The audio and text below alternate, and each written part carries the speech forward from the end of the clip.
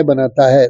अमृत धारा योजना गौपालन को प्रोत्साहित करने और प्राकृतिक कृषि को बढ़ावा देने के लिए किसानों को 10 लाख तक के ऋण उपलब्ध कराना सरकार की प्राथमिकता के साथ काम किया जा रहा है और 3 लाख तक के ऋण पर गारंटी की आवश्यकता नहीं है, जिससे छोटे गौपालनकर्ताओं के लिए आसान हो रहा है।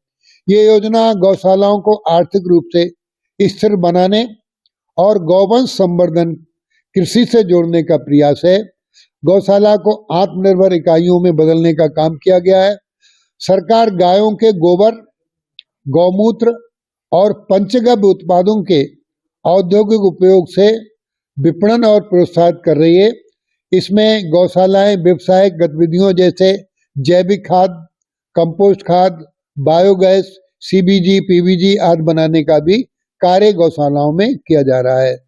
स्थानीय रोजगार का सृजन भी हो रहा है।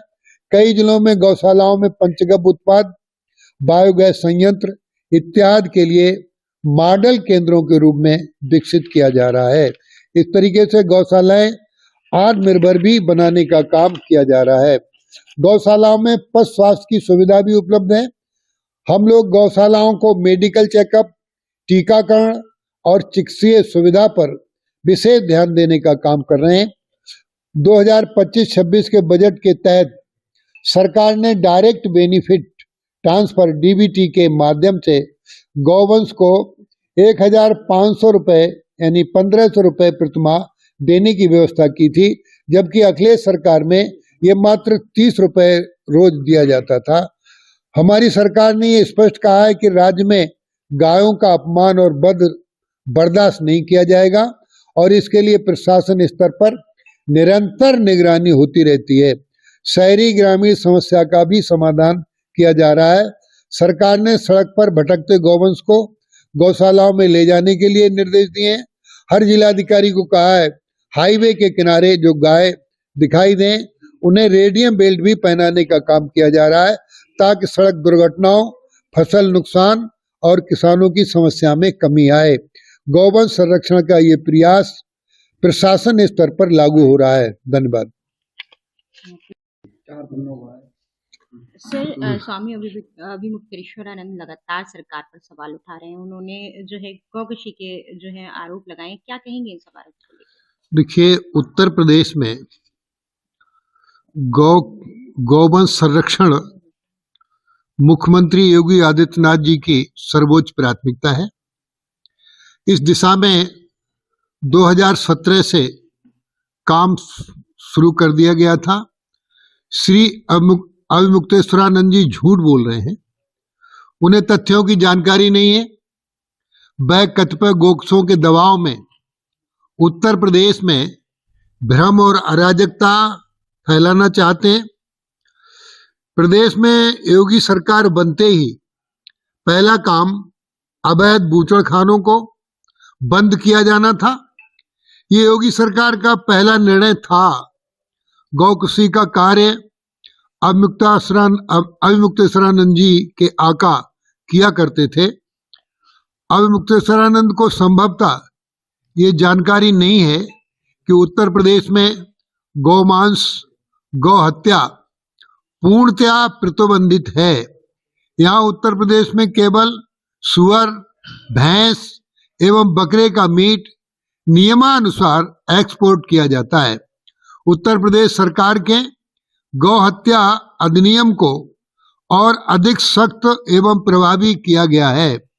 उत्तर प्रदेश में माननीय मुख्यमंत्री योगी आदित्यनाथ जी की सरकार आते ही अवैध बूचड़खानों पर ऐतिहासिक कार्रवाई की गई है। 2017 के बाद पूरे प्रदेश में हजारों अवैध स्लॉटर हाउस बंद कराए गए। पशु तस्करी पर सख्त कार्रवाई की गई। गौकशी के मामलों में राष्ट्रीय सुरक्षा अधिनियम NSA तक लगाया गया है। तमाम अपराधी जेल में पड़े सड़ रहे हैं, जिनका कोई पुख्ता हाल नहीं है। हमारा संदेश साफ है, आस्था से खिलवाड़ नहीं चलेगा। अभिमुक्तेश्वरानंद जी मामले पर सरकार का रुख सख्त है। सरकार किसी को शंकराचार्य घोषित नहीं करती है। शंकराचार्य पद सरकारी नियुक्ति नहीं है, ये कोई संवैधानिक पद नहीं है। हमारी सरकार का स्पष्ट रुख है कि ये मठों और परंपराओं का विषय है। धार्मिक पद को राजनीति का औजार नहीं बनने दिया जाएगा। हमारा स्पष्ट मत है कि कोई भी व्यक्ति अगर धार्मिक पद की आड़ में भ्रम फैलाता है तो उसे सरकारी मान्यता नहीं मिल सकती। प्रशासन केवल कानून व्यवस्था और शांति व्यवस्था देखता है। सरकार किसी विवादित धार्मिक दावे का समर्थन किसी भी तरीके से नहीं करती है। अविमुक्तेश्वरानंद को सरकार ने शंकराचार्य नहीं माना है और ना ही किसी आधिकारिक मंच से मान्यता दी है। हमारी सरकार का सिद्धांत है विवाद से दूरी, व्यवस्था पर पूरा फोकस। हम फिर से स्पष्ट कर दे रहे हैं, गोकशी पर योगी सरकार की नीति 0 टॉलरेंस की है। उत्तर प्रदेश में कानूनी तौर पर सुअर और गौट का मीट का कारोबार है। धार्मिक पद सरकार नहीं बांटती, लेकिन कानून तोड़ने की छूट किसी को भी नहीं दी जा सकती। अभी हम लोग गौ संरक्षण के लिए उत्तर प्रदेश में संसाधन जुटाने का काम कर रहे हैं। गौशाला नेटवर्क, आत्मनिर्भर मॉडल और पशु कल्याण योजनाएं लागू की गई हैं ताकि गायों को संरक्षित, सुरक्षित और सुव्यवस्थित रखा जा सके। सरकार के प्रमुख कदम है गौ संरक्षण के लिए बजट आवंटन करना। गायों को किसी भी तरीके से कठिनाई नहीं रहे। सरकार एक दिन में 8 करोड़ रुपया 12 लाख गायों के खर्चे के लिए प्रदान करती है, उन्हें कोई कष्ट न हो। सरकार ने गौवंश संरक्षण व नेचुरल फार्मिंग के लिए राज्य बजट की घोषणा की है। इसका सबसे बड़ा हिस्सा केवल गायों की सुरक्षा, आश्रय और रखरखाव के लिए अलग से आवंटित है। इसमें गौशालाओं को आर्थिक रूप से सशक्त और आत्मनिर्भर बनाने की रणनीति भी शामिल है। गौशाला नेटवर्क का विस्तार भी किया जा रहा है।